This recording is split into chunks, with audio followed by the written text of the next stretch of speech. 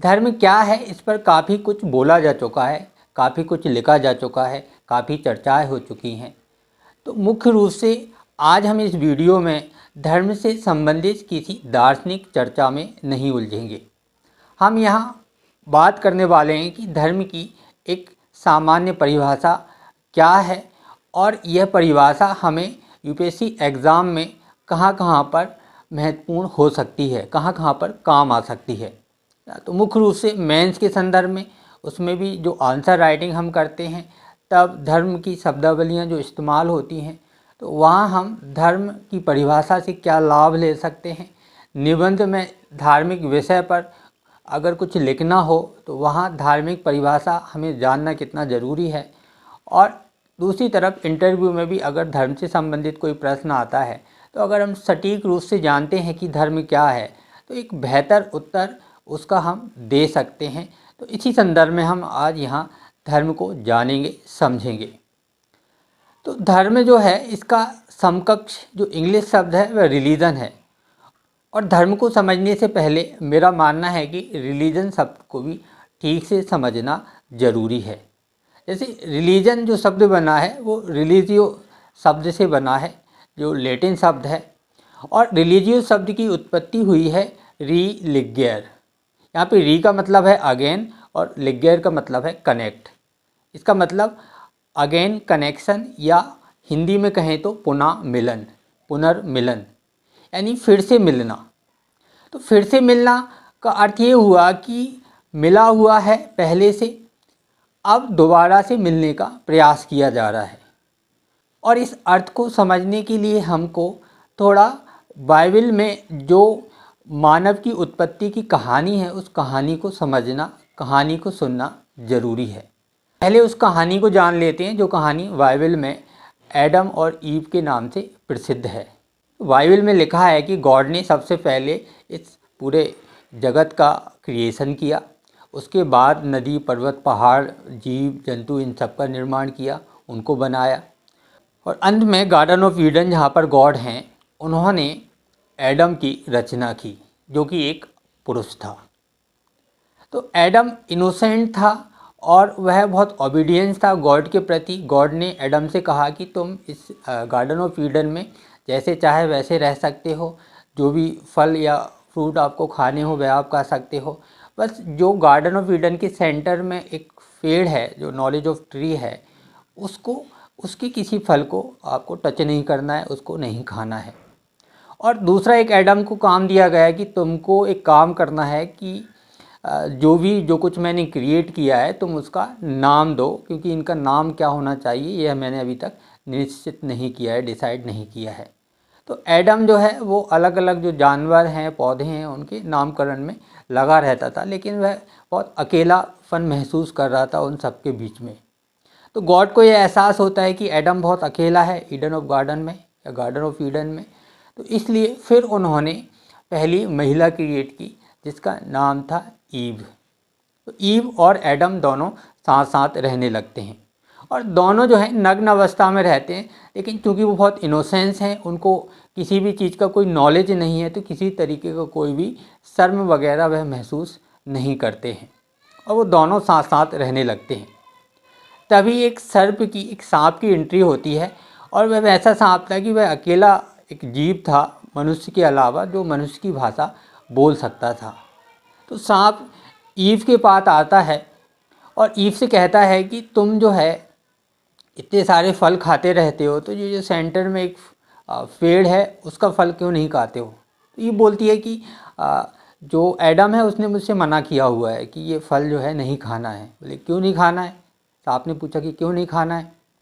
तो ईव कहती है कि वो गॉड ने एडम से कहा है कि अगर तुम इसके फल को खा लोगे तो उससे तुम्हारी जान जा सकती है, तुम मर सकते हो, इसलिए। तो सांप उसको भड़काता है, जो सर्प था वह ईव को भड़काता है कि देखो गॉड तुमको इसलिए, तुम लोगों को इसलिए उस पेड़ से दूर रख रहे हैं क्योंकि वो नॉलेज ऑफ ट्री है और वहाँ जैसे ही तुम उस ट्री के फल को खाओगे वैसे ही जितना ज्ञान, जितनी ताकत गॉड के पास है वह तुम्हारे पास भी आ सकती है और तुम इमॉर्टल भी हो जाओगे, कभी नहीं मरोगे। ईव के दिमाग में ये सारी बातें डालकर सांप जो है वहाँ से चला जाता है। फिर ईव एडम के पास आती है और ईव एडम से बोलती है कि तुम जो है सारे फल लेकर आते हो हमारे लिए खाने के लिए, लेकिन ये जो सेंटर में जो पेड़ है, गार्डन ऑफ ईडन के जो सेंटर में पेड़ है, उसका फल क्यों नहीं लेके आते हो। तो एडम बोलता है कि तुम्हें पता है कि गॉड ने मना किया है, तो इसलिए हमको उसका फल नहीं चखना चाहिए, हमें उसका फल नहीं खाना चाहिए। लेकिन ईव जो है एडम को फोर्स करती है और इस कारण से एडम वो फल जो है चख लेता है, खा लेता है। और जैसे ही एडम और ईव दोनों उस फल को खाते हैं, वैसे ही उनको एक ज्ञान हो जाता है कि वो नग्न हैं और वह अपने आप को पेड़ों में छिपाने लगते हैं। तभी गॉड वहाँ पर आ जाते हैं और गॉड पूछते हैं कि तुम लोग इन झाड़ियों में क्यों छुप रहे हो। तो एडम और ईव बोलते हैं कि हम जो है नग्न हैं, इसलिए हमको जो है शर्म आ रही है और इस कारण से हम इनमें छिपे हुए हैं। तो गॉड ये समझ जाते हैं कि इन्होंने उस नॉलेज ऑफ ट्री है या ट्री ऑफ नॉलेज है उसका फल खा लिया है, इसके कारण इनको इस तरीके से ये ज्ञान हो गया है। तो फिर वह पूछते हैं एडम से कि तुमने ये फल जो है क्यों खाया है। तो एडम बोलता है कि ईव ने मुझसे ऐसा बोला था। और गॉड बोलते हैं कि ईव तुमने ऐसा क्यों किया। तो ईव बोलती है कि वो सर्प ने मुझे भड़का दिया, इसलिए जो है गलती हो गई, हमको माफ़ कर दीजिए। लेकिन गॉड नाराज़ हो जाते हैं और गॉड कहते हैं कि अब तुम गार्डन ऑफ ईडन में नहीं रह सकते और अब तुमको जाना पड़ेगा अर्थ पर रहना पड़ेगा और वहाँ पर दुख भोगने पड़ेंगे। और तुम्हारे बाद जो है तुम्हारी संतानें भी इसी तरीके से दुखी जीवन जिएंगी। वहाँ से दो कॉन्सेप्ट आते हैं, एक फॉल ऑफ मैन, इंसान को ईडन ऑफ गार्डन से निकालकर अर्थ पर भेज दिया जाता है, और ओरिजिनल सिन कि जो भी संतानें एडम की अब होंगी, जो भी जनरेशन आएंगी, वह सभी एक सिन के साथ, पाप के साथ पैदा होंगी और वह पाप उनके साथ हमेशा बना रहेगा।